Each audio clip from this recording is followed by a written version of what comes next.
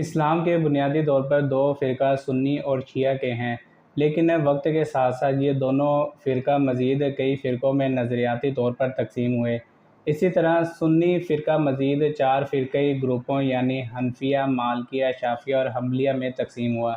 اگرچہ حنفیہ فرقہ کو دیکھا جائے تو آبادی کے لحاظ سے یہ مسلمانوں کا سب سے بڑا گروپ ہے، اور اس فرقہ کے لوگ زیادہ تر آج کل پاکستان، انڈیا، بنگلہ دیش، افغانستان اور وسطی ایشیا کی ریاستوں میں بھی پائے جاتے ہیں۔ فرقہ حنفیہ کے مکتبہ فکر کے بانی دراصل عراقی مشہور عالم شخصیت نعمان بن ثابت ہیں، جبکہ سنی اسلامی فقہ لکھنے کی وجہ سے امام ابو حنیفہ مشہور ہوئے۔ امام ابو حنیفہ کی پیدائش حضرت محمد صلی اللہ علیہ وآلہ وسلم کی وفات کے تقریباً 60 سال بعد یعنی 699 عیسوی میں عراق کے مشہور شہر کوفہ میں ہوئی۔ امام ابو حنیفہ کی وفات کے بعد ایک کثیر تعداد میں سنی مسلمانوں نے ان کے نظریات کی پیروی کی اور حنفی سنی مسلمان کہلائے، جو کہ آج دنیا کے مختلف علاقوں میں پھیلے ہوئے ہیں۔ ہندوستان، پاکستان کے علاقوں میں فرقہ حنفیہ کے ماننے والے کثیر تعداد میں پائے جاتے ہیں۔ حیران کن بات یہ ہے کہ فرقہ حنفیہ بھی ہندوستان میں اور پاکستان میں دو مقامی فرقوں یعنی دیوبندی اور بریلوی جماعتوں میں تقسیم ہے۔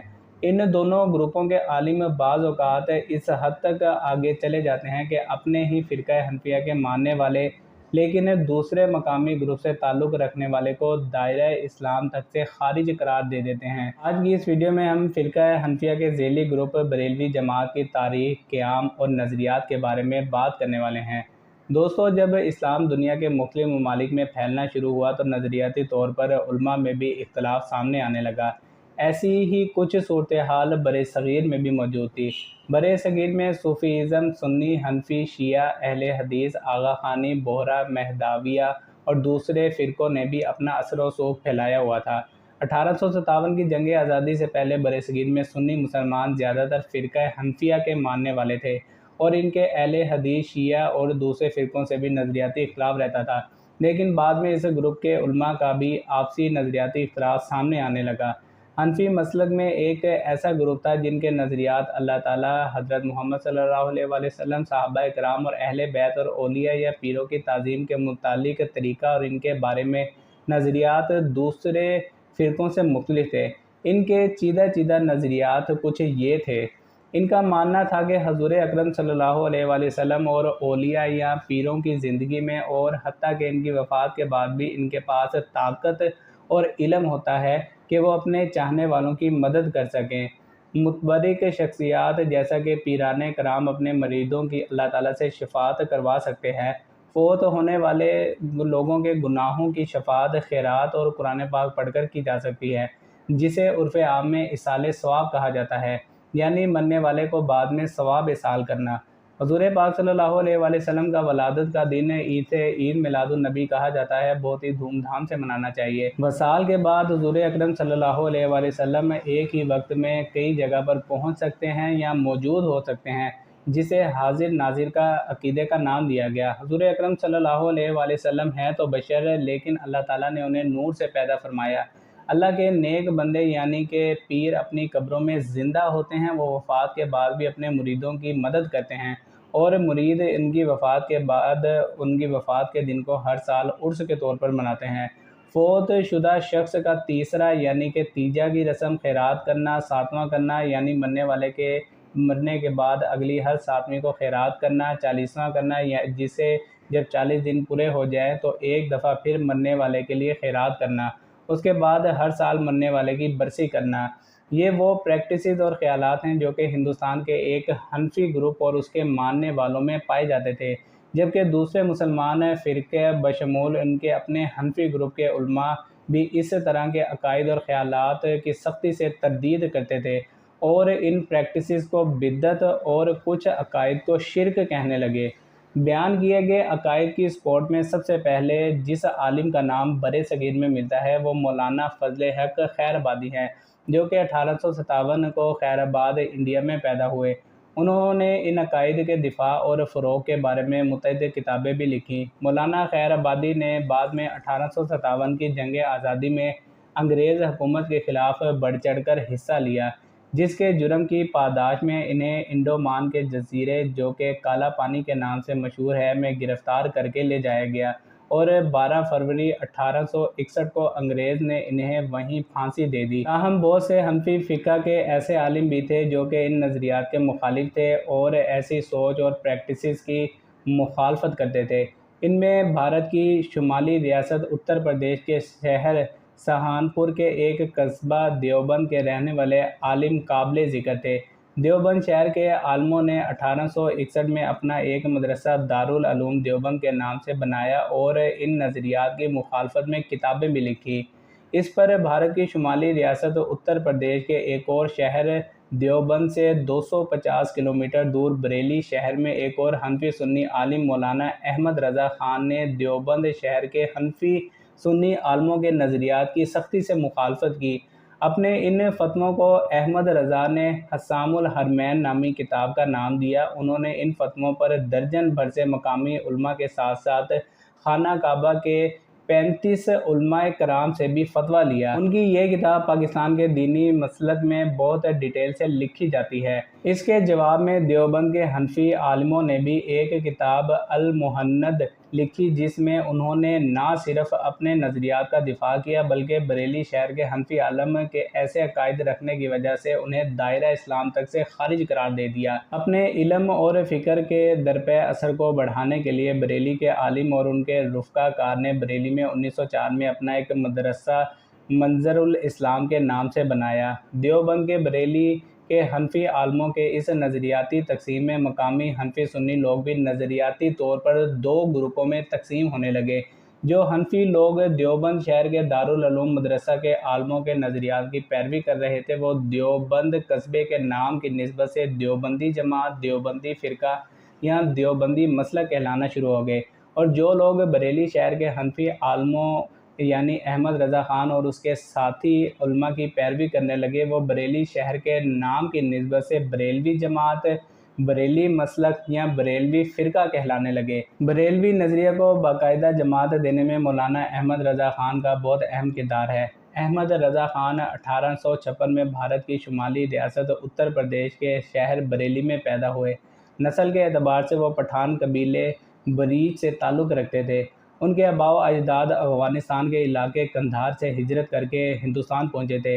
احمد رضا خان کے والد کا نام نقوی علی خان تھا جو کہ ایک دینی عالم ہونے کے ساتھ ساتھ اپنے علاقے کے نواب بھی تھے۔ دینی طور پر وہ صوفیزم کے حامی تھے۔ احمد رضا خان نے قرآن کریم اور تمام دینی علوم اپنے والد سے سیکھے۔ وہ صوفیزم کے سلسلے قادریہ سے منسلک تھے۔ انہوں نے کسی مدرسہ سے باقاعدہ دینی تعلیم حاصل نہیں کی۔ اپنے نظریات کی بدولت وہ جلد ہندوستان میں اپنے ہم خیال مسلمانوں میں بہت زیادہ مقبول ہوئے۔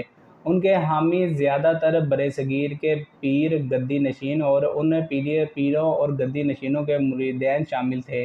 ان کے حامی انہیں اعلیٰ حضرت یعنی حضرت سے بھی اوپر کا درجہ دیتے تھے۔ انہوں نے اپنے فتووں میں نہ صرف دیوبندیوں، اہل حدیث، شیعہ بلکہ احمدیوں اور ہندوؤں کے خلاف بھی فتوے دیے۔ 1920 میں انہوں نے آل انڈیا سنی کانفرنس نامی سیاسی جماعت کی بنیاد رکھی جس کا مقصد سنی مسلمانوں کے حقوق کا دفاع کرنا تھا۔ تاہم 1921 میں اعلیٰ حضرت وفات پا گئے۔ اعلیٰ حضرت کی وفات کے بعد ان کے رفقا نے ان کے مشن کو آگے جاری رکھا۔ ان میں پیر آف گوالڈرا شریف اسلام آباد والے پیر مہر علی شاہ کا نام قابل ذکر ہے جنہوں نے احمدی قادیانوں کے خلاف پوری مہم چلائی، جبکہ ان کے ایک اور ساتھی پیر جماعت علی شاہ نے پاکستان مسلم لیگ کا سیاسی ساتھ دیا اور قیام پاکستان کے لیے کوششیں بھی کی۔ جب پاکستان بننے کا وقت آیا تو یہ برصغیر کے بریلوی علماء اور ان کے پیران کرام ہی تھے جنہوں نے مسلم لیگ قائد اعظم کے حق میں مہم چلائی، حتیٰ کہ کچھ پیروں نے 1946 کے الیکشن میں فتوے دیے کہ مسلم لیگ کو ووٹ نہ دینے والا دائرہ اسلام ہی سے خارج ہو گیا۔ یوں بریلوی مکتبہ فکر نے تحریک پاکستان میں بڑھ چڑھ کر حصہ لیے اور اس کا نام پایہ تکمیل تک پہنچانے میں اہم کردار ادا کیا۔ تاہم تقسیم ہندوستان سے پہلے بریلوی مسلک کے ماننے والے ہندوستان کے ساتھ ساتھ ملکہ علاقوں میں پھیل چکے تھے۔ پاکستان بننے کے بعد پاکستان کے سیاسی سسٹم میں بریلوی مذہبی جماعتوں اور نظریات کی کوئی خاص جھلک نظر نہیں آتی۔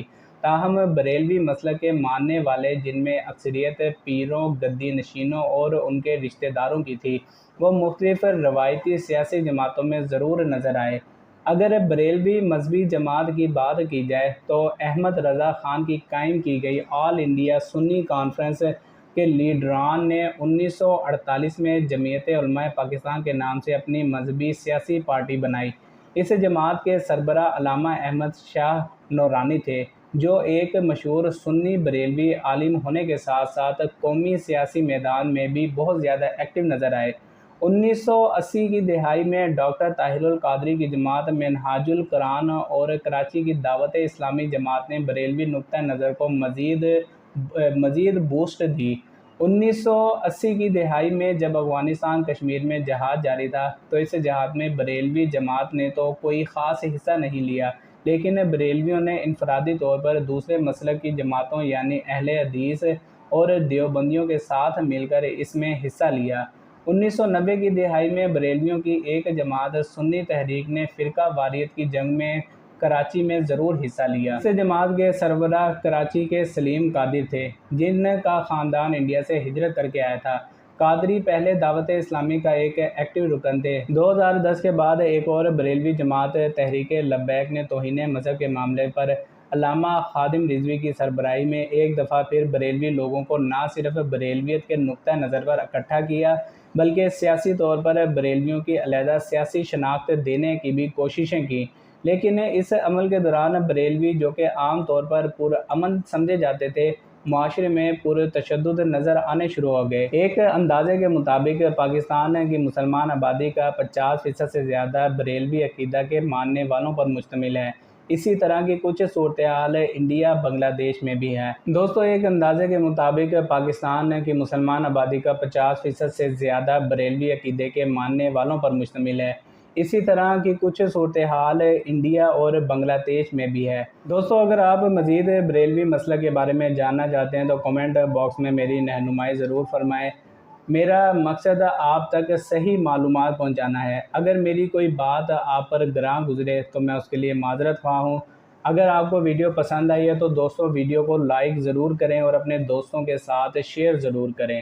اپنا بہت سارا خیال رکھیے گا، مجھے دعاؤں میں یاد رکھیے گا۔ ملتے ہیں نیکسٹ ویڈیو میں، تب تک کے لیے مجھے اجازت دیجیے۔ فی امان اللہ۔